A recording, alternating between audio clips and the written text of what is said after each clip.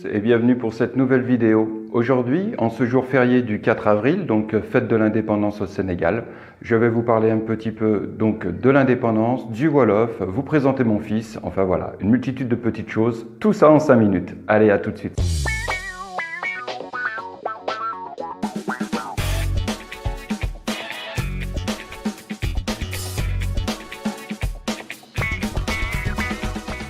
Me revoici, donc là nous sommes sur la route de Diambar. Donc Diambar parce qu'en fait il y a une école de foot.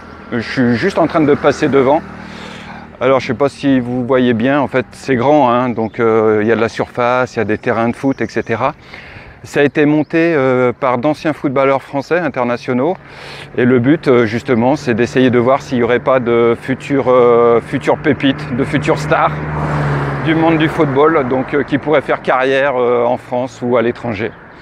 Voilà, vous voyez, Diambar, c'est là, c'est grand, hein, c'est immense. Hein.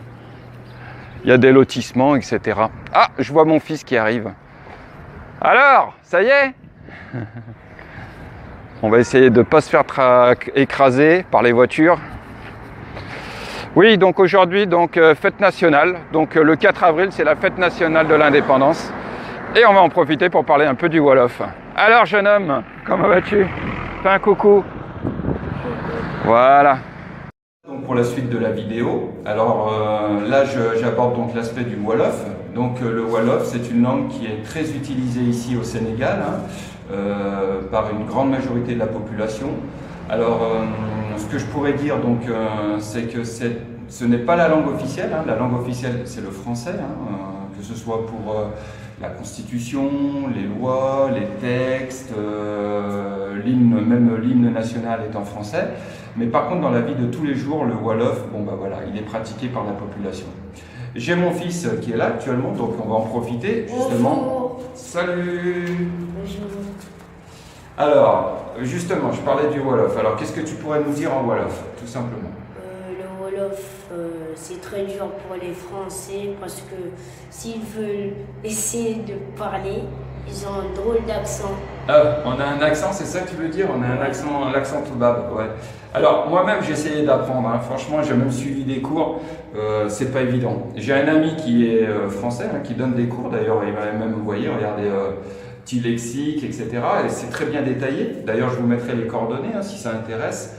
Mais moi, j'ai lâché l'affaire. Honnêtement, franchement, moi, à part le français, l'italien, j'ai du mal avec les langues. Donc voilà, je suis vraiment pas doué pour ça.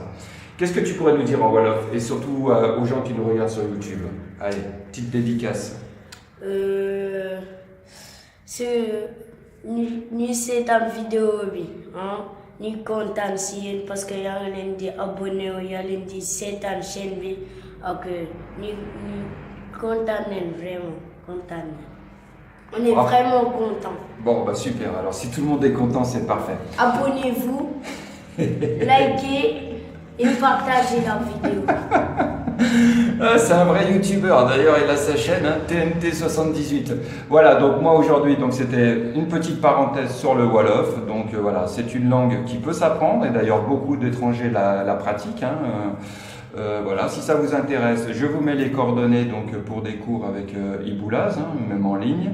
Et voilà, donc aujourd'hui, fête de l'indépendance, 4 avril, et puis prochaine vidéo, je parlerai peut-être un peu plus de l'immobilier. Allez. La carte sociale. Alors, au revoir, abonnez-vous et likez la vidéo. Voilà, au revoir. Ciao.